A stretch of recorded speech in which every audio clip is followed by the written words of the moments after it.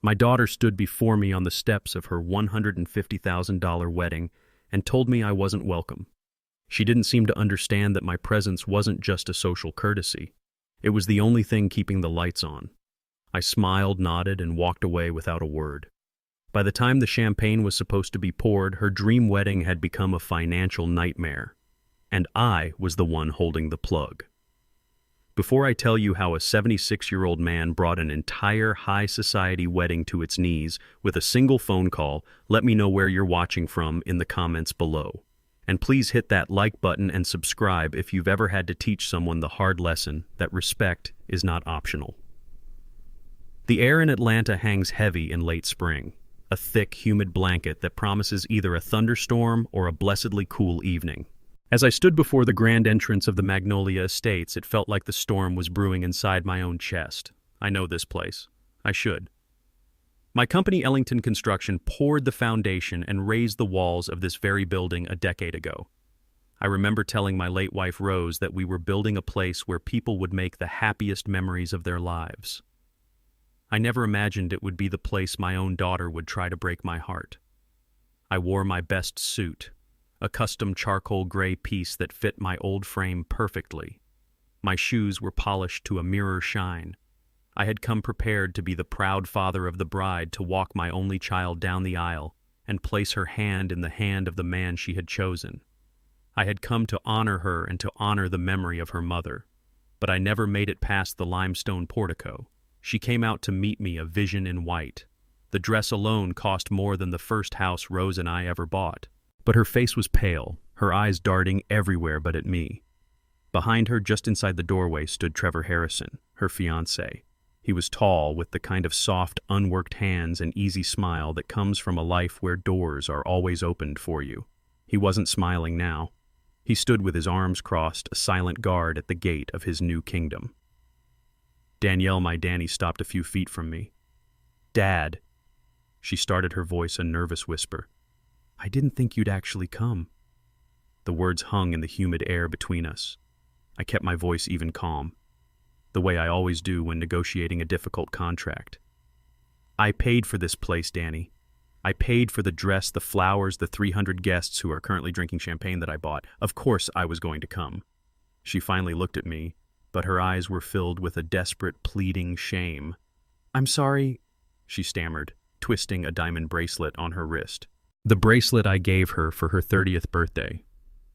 "You weren't invited. It's just Trevor's family. They wanted a more intimate affair." Intimate. That was the word she chose. As if I was some stranger, some business acquaintance, and not the man who taught her how to ride a bike and checked for monsters under her bed. Before I could respond, Trevor stepped forward, placing a proprietary hand on Danielle's arm. He looked at me not as a future son-in-law, but as a problem to be managed. "Charles," he said, his voice smooth and condescending, "we appreciate your contribution immensely, but this is Danny's day. Let's respect her wishes." His day, her wishes, and my contribution. He made it sound like I had simply made a donation to a charity. I looked past him, past my daughter, and into the grand ballroom. I could see his parents, the Harrisons, laughing with a group of people, their heads held high with the kind of pride that comes from hosting an event you couldn't possibly afford on your own. And in that moment, I saw it all with perfect clarity. I wasn't family to them. I was the bank, a silent partner whose name was not to be spoken in polite company. The old money family from Buckhead couldn't bear to have the black contractor from the South Side, the man whose calloused hands paid for their son's fantasy, actually present at the ceremony. I was the inconvenient, embarrassing truth behind their perfect white wedding. I looked back at my daughter, my Danny, who I had raised to be strong, to be proud of who she was and where she came from. And I saw the weakness in her eyes, the desperate need to be accepted by these people who so clearly looked down on us. She had made her choice. She had chosen their world over ours. A lesser man might have raged. He might have stormed into that ballroom and announced to everyone who had paid for the party. But that was never my way. Rose always said that anger was a cheap tool. It makes a lot of noise, but it can't build anything that lasts. Dignity, she used to say, is the only thing a man can't afford to lose. So I didn't raise my voice. I didn't argue. I looked my daughter in the eye, and for a moment I let her see the pain she had caused. Then I masked it behind a calm facade. I gave a slow, deliberate nod. "All right, daughter," I said softly. And the way I said the word daughter made her flinch. I turned my back on the wedding I had paid for and walked away. The sound of the orchestra starting up inside felt like a door slamming shut behind me. I sat in my Lincoln Navigator for a long time, the engine off, the silence of the parking garage a welcome relief. The air inside the car was still and warm. I didn't drive away. I just sat there, my hands resting on the steering wheel, my knuckles white. I stared at the dashboard, at the small faded photograph tucked into the sun visor.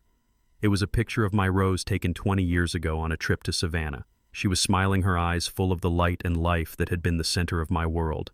Looking at her, I felt the sharp sting of my failure. I had promised her I would always protect our daughter, and in my effort to give Danielle everything, I had somehow failed to give her the one thing that mattered most, a strong foundation.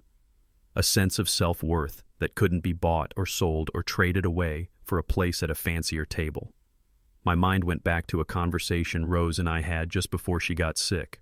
We were sitting on our porch swing, watching a teenage Danielle talking on the phone inside, already dreaming of a life far away from our quiet neighborhood.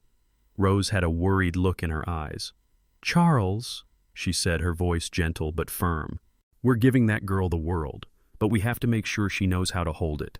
Money is easy, but strength is hard. Promise me something." I took her hand. "Anything, my love." "If she ever loses her way," Rose continued, "if she ever starts to believe that what we give her is more important than who she is, don't just pull her back. Don't make it easy. Let her find her own way home. But make sure the road you build for her is built on a foundation of truth, no matter how hard that truth is. A foundation of truth. I am a builder. I understand foundations. A foundation isn't just about support. It's about limits. It's about setting boundaries that cannot be crossed. And my daughter had just crossed a boundary. She had traded the solid rock of family for the shifting sand of social status. And that was a structure I knew would never hold. The promise I made to my wife all those years ago was not just a whisper on a porch swing. It was a blueprint. After she passed, I worked with my lawyer Marcus to turn that promise into something tangible, something real. A series of financial structures and legal trusts, all designed with one purpose: to provide for Danielle, but to also protect our family's legacy and its core values. A plan for a day just like this one. I took a deep, steadying breath. The grief was still there, a dull ache in my chest, but now it was mixed with resolve. I wasn't acting out of anger or revenge. I was acting out of love. The tough, painful, foundational love that my Rose had taught me. I was about to teach my daughter a lesson about the true cost of things. I reached for my phone. I didn't scroll through my contacts. I knew the number by heart. I pressed the call button, and it rang only once before it was answered. "Sir." The voice on the other end was calm, professional, and familiar. It was Marcus Vance, my lawyer, my financial manager, and a man I trusted more than anyone on this earth. I didn't waste time with pleasantries. "Marcus, it's me." There was a brief pause, but it was not a pause of confusion. It was a pause of understanding. He knew why I was calling. "I understand, sir," he said, his voice dropping slightly. "Shall I proceed with the Rose Foundation Protocol?" The Rose Foundation Protocol. The name we had given our contingency plan. Named for the woman who inspired it. Named for the values it was meant to protect. I looked out the windshield at the grand facade of the Magnolia Estates, the building my hands had helped raise, and I gave the order that would bring it all down. "Activate it," I said, my voice as steady as steel. "Immediately." "Consider it done, sir," Marcus replied. The line went dead. I put the phone down, started the engine, and drove out of that parking garage without looking back. The storm was about to break. Inside the Magnolia Estates, the chaos began, not with a shout, but with a silent, blinking red notification on an iPad. Brenda, the wedding coordinator. A woman renowned for her unflappable demeanor in the face of any crisis, from a collapsed cake to a missing groom, felt the first tremor of genuine panic. She was double-checking the timeline for the reception when the message flashed across her screen. Payment status reversed. She stared at it, her perfectly glossed lips parting slightly. $150,000.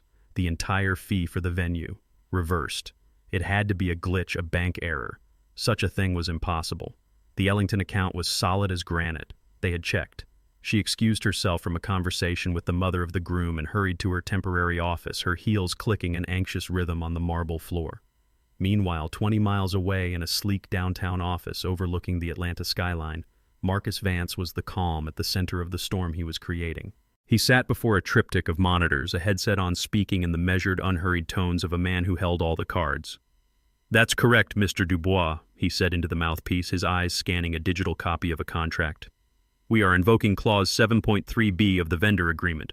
The payment for floral arrangements is being recalled." He listened for a moment, his expression unchanging. "The clause stipulates that all payments are finalized only upon confirmation of the event by the principal investor. As the principal investor is not in attendance, the preliminary payment has been reverted. Yes, all $50,000. Have a good day." He terminated the call and immediately initiated another. Back at the wedding, the first domino had struck the second. The head chef, a famously temperamental Frenchman named Jean-Pierre, burst from the kitchen, his white toque askew, his face the color of a ripe tomato. He was waving his phone in the air, bellowing at a terrified-looking assistant. "What do you mean the payment for the beef has been withdrawn?" 300 portions of Wellington. The truffles. The foie gras. This is not possible. The guests still sipping their champagne and nibbling on canapes. The payment for which had just evaporated from the caterer's bank account began to turn and stare, their polite chatter faltering. In his office, Marcus was speaking to the catering company's accountant. "I understand your frustration," he said, though his voice conveyed no actual sympathy. "However, the contract you signed is ironclad. It was a conditional prepayment. The condition was the physical presence and final verbal approval of Mr. Charles Ellington. That condition was not met. The funds have been returned to the trust. There is nothing further to discuss." He clicked his mouse, and another wire transfer reversed its course. Now the chaos was cascading. The string quartet, having just finished a beautiful rendition of a Vivaldi piece, began packing their instruments. The lead violinist had received a text from their agent. "Money's gone. Pack it up." Brenda, the coordinator, intercepted them. Her voice strained. "What are you doing? You're contracted for another 3 hours." The violinist just shook his head. The contract was voided. No pay, no play. They walked out, leaving a stunned silence in their wake. Then the most surreal moment of all, the florist Mr. Dubois arrived with 2 assistants and began methodically, almost surgically, dismantling the spectacular arch of white orchids under which Danielle and Trevor were meant to be married. Guests gasped, pulling out their phones to record the bizarre spectacle. Trevor and his parents, the Harrisons, finally realized this was more than a minor hiccup. They descended upon Brenda, their faces a mixture of confusion and indignation. "What is the meaning of this, Mr.?" Harrison blustered, his voice a little too loud. "This is an outrage." Brenda, holding her iPad like a shield, showed him the notification. "The payment from the Ellington account was reversed, sir. All of it. We can't proceed." Mrs. Harrison scoffed, pulling a platinum credit card from her designer handbag. "This is absurd. A simple bank error. We will handle it. Put it on this." She handed the card to Brenda with a dismissive wave. Brenda ran the card. A moment later, she handed it back, her expression grim. "I'm sorry, Mrs. Harrison. It was declined." Mr. Harrison produced his own card. Declined. Trevor, his face now slick with sweat, tried his. Declined. The Harrisons, who had built their entire social identity on the illusion of old money, were standing in a room full of their peers, financially naked. It's a funny thing about foundations. People only notice them when they start to crack. And I had known for months that the foundation of the Harrison family was nothing but sand and pretense. This wasn't a guess. It was a fact. Before I ever agreed to write a single check for this wedding, I had Marcus do what I've always done before starting a major project, a full and thorough due diligence report. I didn't get to where I am by being naive. I got here by measuring twice and cutting once, by reading the fine print, and by understanding the structural integrity of the people I do business with. And this wedding for the Harrisons was nothing more than a business deal. Marcus's report was comprehensive. It laid bare the truth behind their carefully maintained facade, the failing investments, the second mortgage on their Buckhead mansion, the mountain of debt hidden behind a prestigious family name. They weren't just solvent, they were drowning. They saw my daughter not as a future member of their family, but as a financial life raft.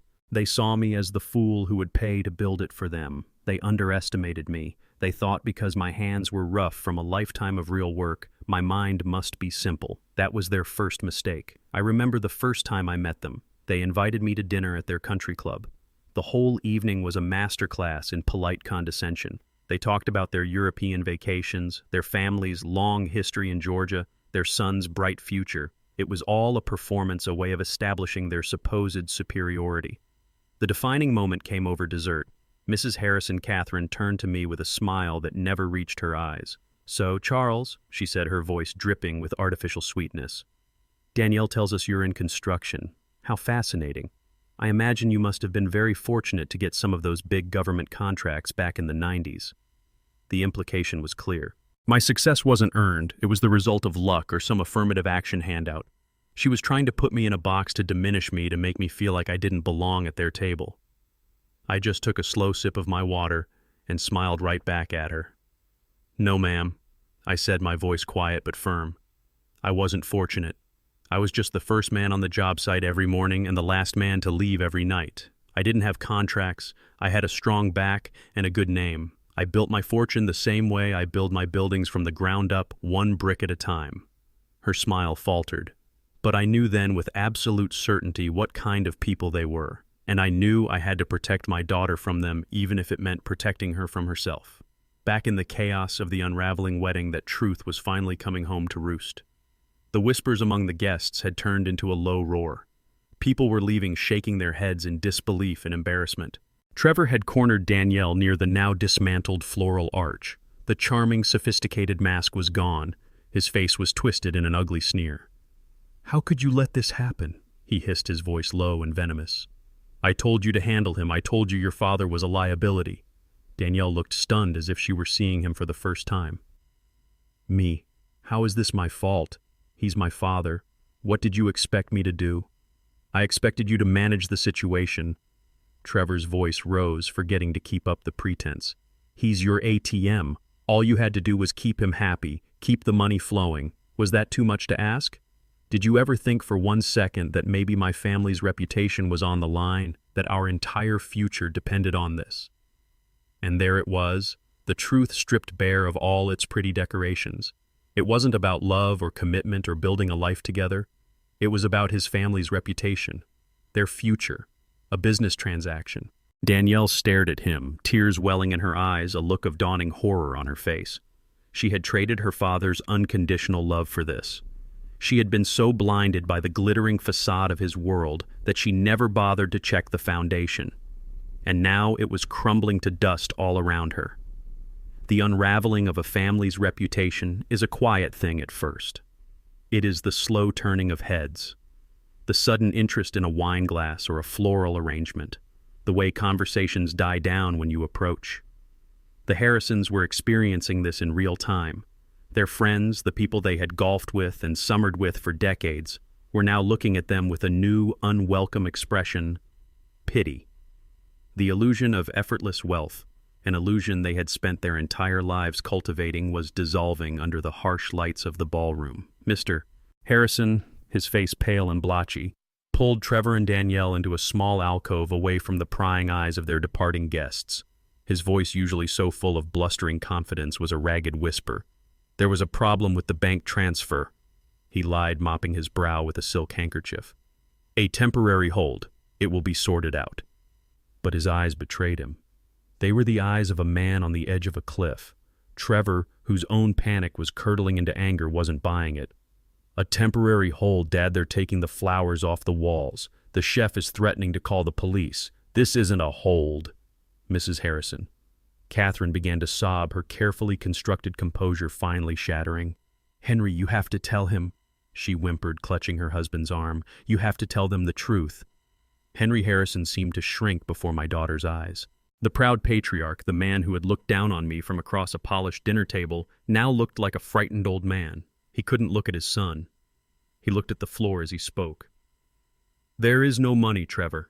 The business, it hasn't been profitable for years. We've been living on credit on our name alone. We hoped this wedding, the generosity of Danielle's father, would give us the capital we needed to recover. It was supposed to be our lifeline." There it was, the ugly, unvarnished truth. This wedding was never a celebration of love. It was a business merger. It was a hostile takeover of my life's work with my daughter as their willing Trojan horse. They weren't welcoming a daughter. They were acquiring an asset. and the asset had just refused to be liquidated. You see, I am a builder, and a good builder never breaks ground without first surveying the land and testing the soil. You have to know what you're building on. You have to understand the risks, the hidden dangers beneath the surface, and people are no different from land. Before I would ever agree to invest the kind of money this wedding cost, an amount that could fund a dozen college educations or build a wing on a hospital, I needed to survey the ground upon which my daughter was choosing to build her future. So I did what I have always done. I called Marcus. Marcus, I had said to him months ago, I want you to do a full due diligence report on Harrison & Sons Incorporated, and on Trevor Harrison personally. I want to know everything: financials, debts, assets, credit lines. I want to see the blueprints of their entire life. Marcus is thorough. He is methodical. The report he delivered a week later was a 50-page document that read like an autopsy of a dying empire. It detailed years of mismanagement, of leveraged loans taken out against a declining business. The Harrison fortune was a house of cards propped up by their reputation and the willingness of banks to keep lending them money based on a name that no longer carried any real weight. They were drowning in debt from their mansion to their country club membership. And Trevor was the hollowest pillar of all. He had a fancy title at his father's company, Vice President of Development, but the report showed he had no real salary. His life was funded by a corporate credit card that was perpetually maxed out. He had no savings, no investments, no career of his own. He was a 32-year-old man living on an allowance from a company that was already bankrupt in all but name. He wasn't a partner for my daughter. He was a dependent. He was looking for someone to take care of him, and he had found my daughter, and through her, my wallet. Reading that report, I felt a cold knot of dread in my stomach, but I also felt a strange sense of relief, because it confirmed the feeling I had in my gut the first time I met them. My instincts, honed by 50 years of navigating the cutthroat world of construction, had screamed at me that something was wrong. They had insisted on meeting at their country club, a place designed to intimidate to establish a home field advantage. The dining room was quiet, full of old white couples speaking in hushed tones. The silverware was heavy, the glasses were crystal, and the air was thick with the suffocating weight of unearned privilege. I felt their eyes on me the moment I walked in, the sole black man in the room not wearing a waiter's uniform. The conversation was a polite interrogation.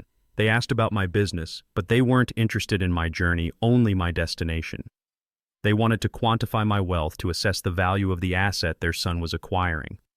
Then came the moment that I will never forget. Catherine Trevor's mother leaned forward, placing her perfectly manicured hands on the table. She gave me a smile that was all teeth. "So, Charles," she said, her voice like honey laced with arsenic, "Danielle tells us you're in construction. How fascinating." She paused, letting the word construction hang in the air as if it were a slightly dirty secret. "I imagine you must have been very fortunate to get some of those big government contracts back in the 90s. There it was, the delicate surgical insertion of the knife, the subtle suggestion that my success was not my own, that a black man couldn't possibly build what I had built without a handout, without the system being rigged in his favor. She was invalidating my entire life's work with a single, condescending question. She was reminding me that in her world I would always be an outsider, a guest whose presence required an explanation. I didn't get angry. I met her gaze across the table. I thought of the countless 16-hour days, the weekends spent poring over blueprints, the injuries, the risks, the payrolls I had to meet when I could barely pay myself. I thought of my rows packing my lunch every single day for 30 years. I thought of everything I had built, not with luck, but with sweat and grit and sheer unrelenting will. I gave her a small, tight smile of my own. "No, ma'am," I said, my voice calm and even, but carrying a weight that silenced the table. I wasn't fortunate. I was just the first man on the job site every morning and the last man to leave every night. I didn't get government contracts. I had a strong back, 2 good hands, and a name that people learned they could trust. I built my company, Mrs. Harrison, the same way I build my buildings, from the ground up, 1 brick at a time. Her smile vanished. For the first time that evening, she had nothing to say. I had refused to accept the box she tried to put me in, but the damage was done. The first crack in the foundation had appeared. I knew then that these were not good people. They were weak people hiding behind a name, and they would drain the life out of my daughter to keep their own charade going. And in that moment, the Rose Foundation protocol went from being a possibility to a certainty. It was no longer a question of if I would need it, but when. Now standing amidst the wreckage of her dream wedding, Danielle was finally seeing the truth.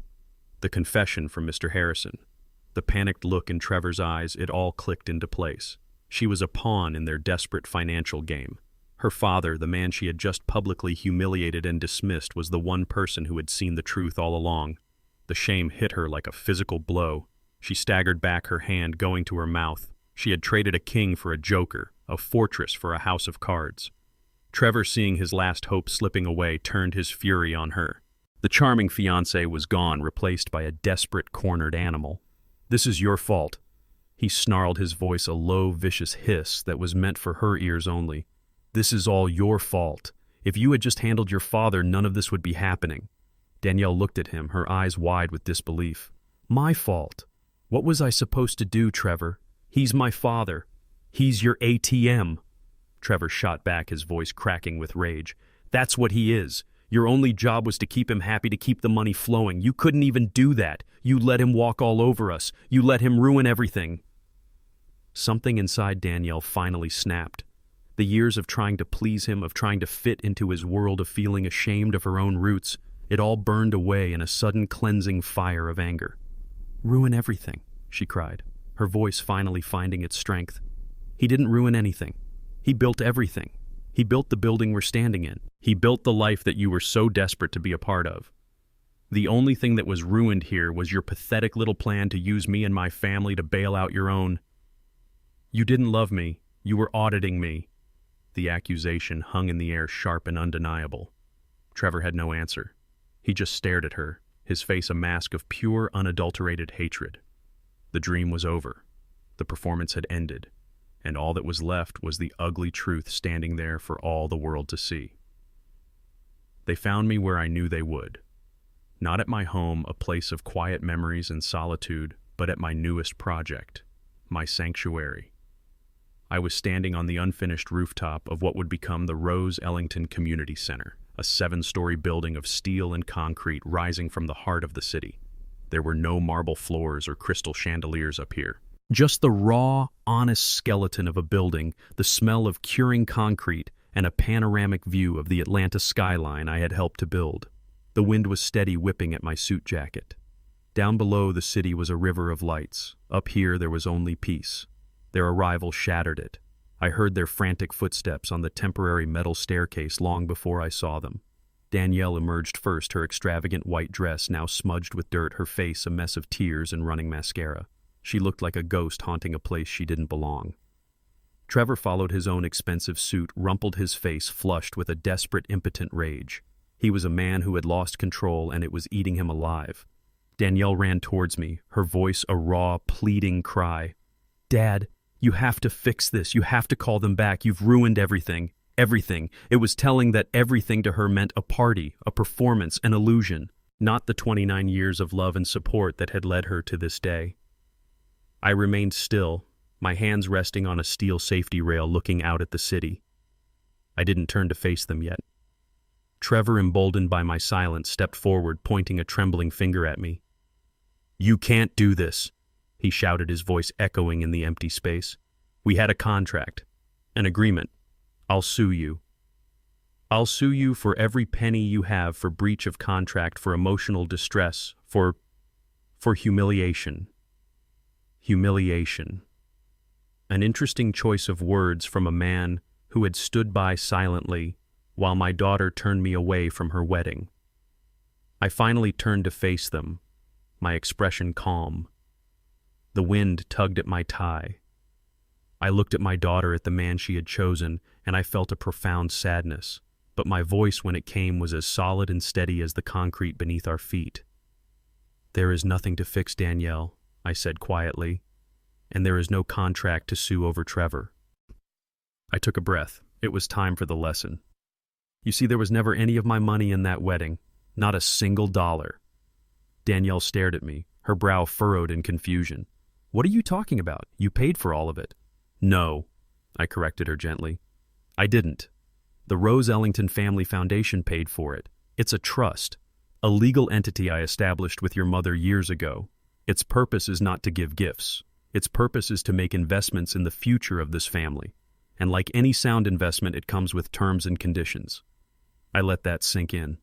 I could see the wheels turning in Trevor's mind as he tried to find a legal angle, a loophole. He would not find one. I had hired the best lawyers in Georgia to draft this document. It was a fortress. I continued, my gaze fixed on my daughter. The trust is governed by a single core principle. We called it the Dignity Clause. It's right there in the first article of the Charter. It states, and I quote, "All distributions from this trust must be used to honor and reinforce the core values of the Ellington family. These values include respect, honesty, and gratitude." I walked slowly towards her. The wind died down for a moment, and the only sound was the distant hum of the city. "When you stood on the steps of a building that my company built at an event funded entirely by your mother's legacy, and you told me, the founder and sole benefactor of that trust, that I was not welcome, you did not just hurt my feelings, Danielle. From a legal standpoint, you publicly and irrevocably violated the Dignity Clause." A flicker of understanding of dawning horror appeared in her eyes. Trevor opened his mouth to speak, but I held up a hand. I was not finished. According to the bylaws of the trust, when a core clause is breached, the trustee, in this case Marcus Vance, is not just allowed but is legally obligated to take immediate action to protect the assets of the foundation. That action includes the immediate clawback of any and all pending payments related to the breach. What happened tonight was not an act of revenge. It was the predictable, automatic execution of a contract you implicitly agreed to when you accepted the funds. It was business. The word business hung in the air, cold and sharp. I had used their own language, their own transactional view of the world, to explain the consequences of their actions. They had treated my love like a commodity, so I was showing them what it felt like when a commodity is recalled. Trevor, finally grasping the legal walls closing in around him, sputtered, "This is insane. You can't." "We'll still sue. We will sue you for ruining this venue's reputation. We'll sue you for conspiracy." I almost smiled. The desperation was pathetic. I turned my gaze from my daughter to him, and for the first time I let a hint of the steel in my soul show. "Sue me?" I asked, my voice dangerously soft. I gestured around us at the steel beams reaching for the night sky, at the city lights twinkling below. "For ruining what venue's reputation?" I then looked down, as if noticing the ground beneath my feet for the first time. "You seem to be confused about the nature of my business. I don't just put up buildings, son. I develop the land they stand on." I let my gaze travel in the direction of the Magnolia Estates, a faint glow in the distance.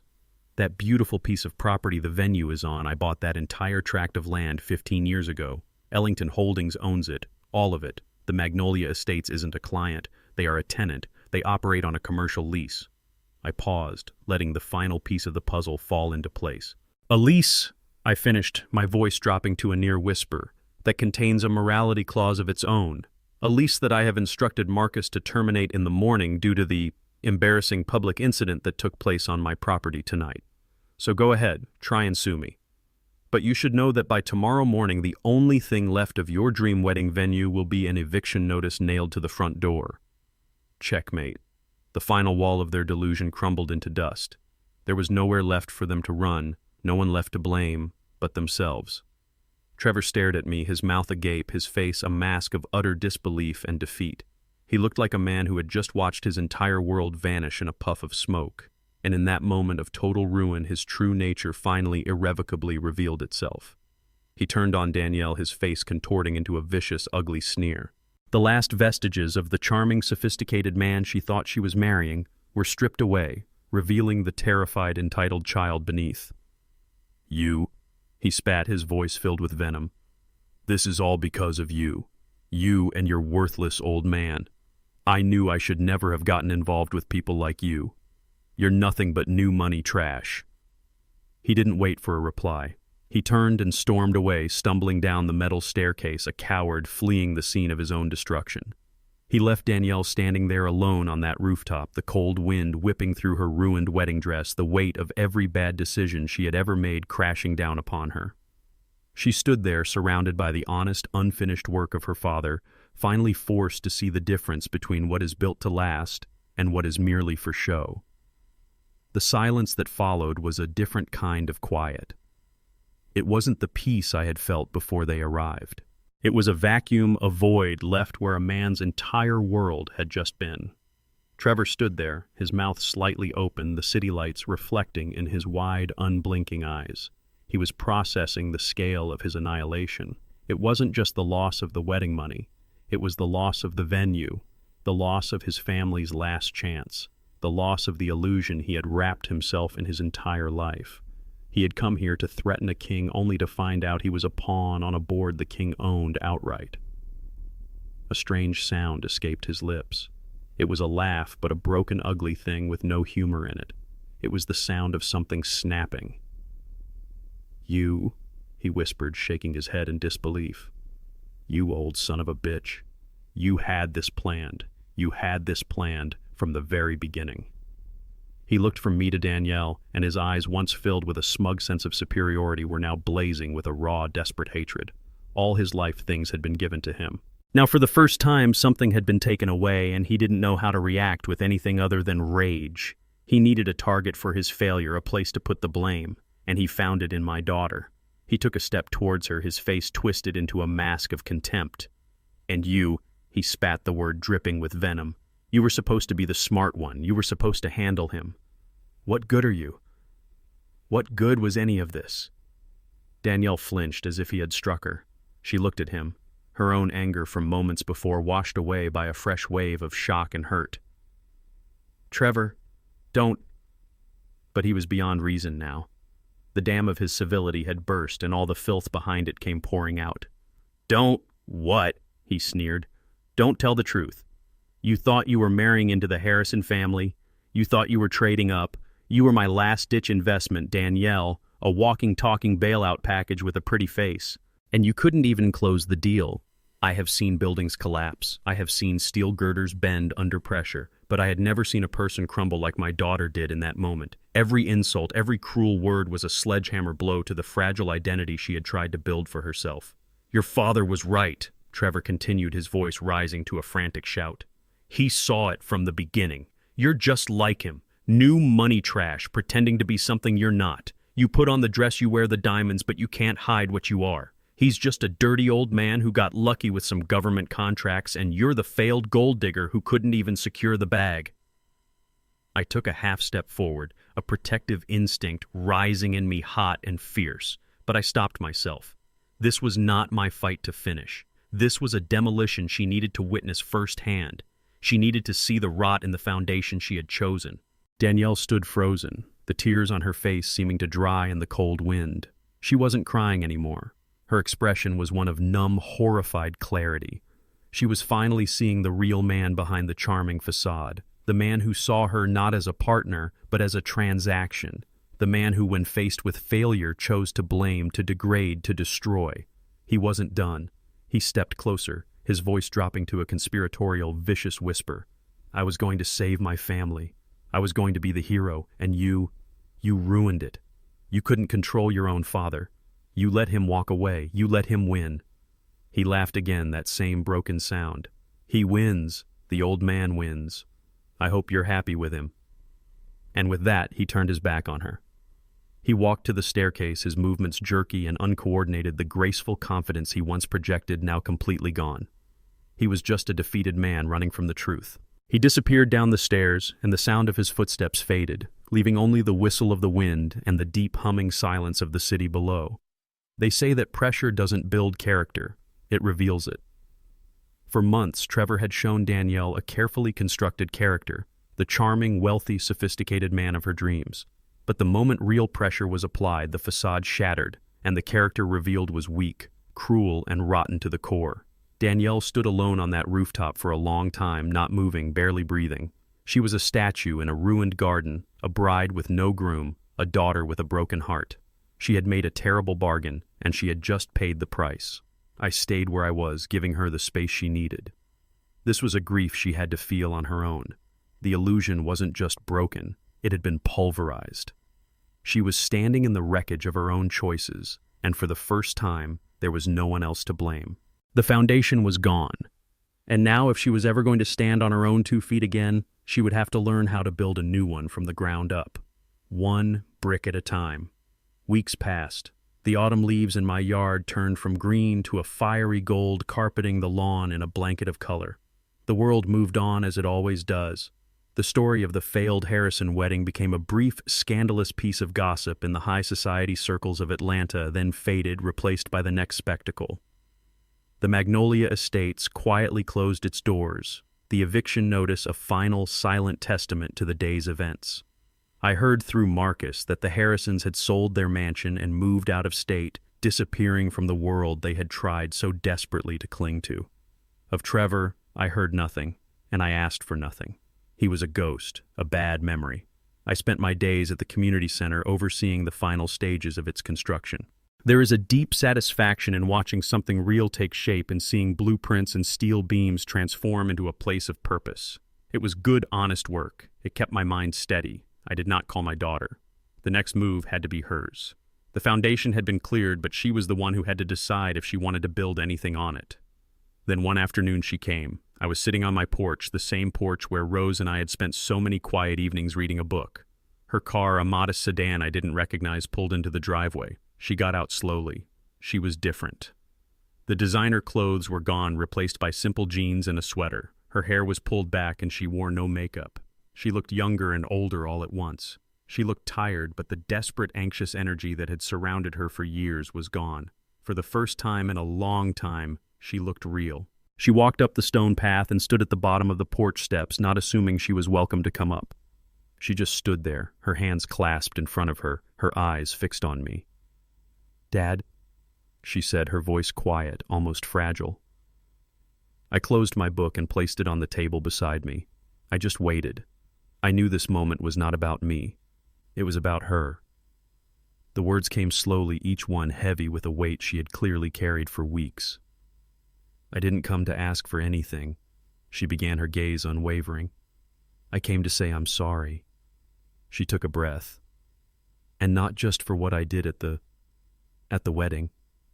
I'm sorry for not seeing you, for being ashamed, for thinking that their world, that shiny, empty world, was worth more than you, more than Mom, more than us.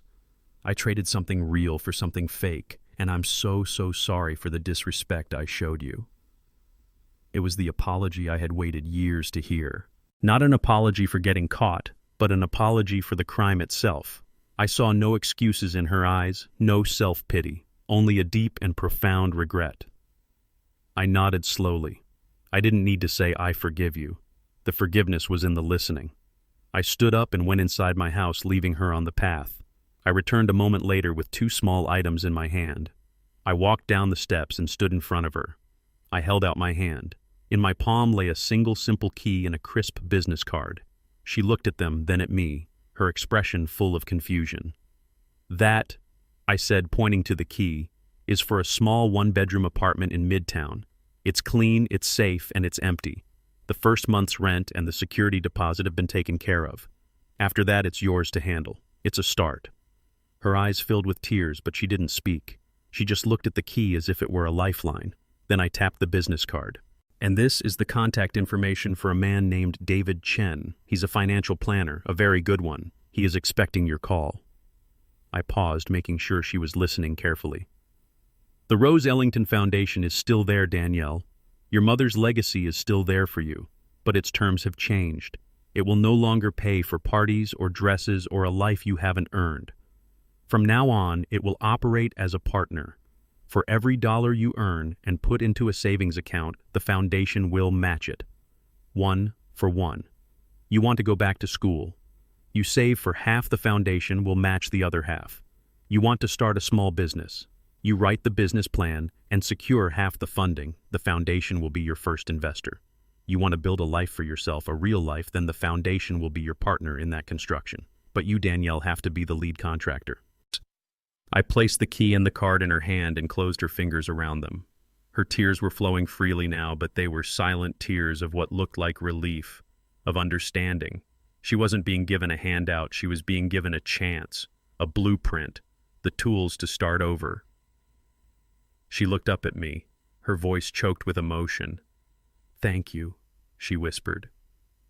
It was all she could say, but it was enough. Love is a complicated thing.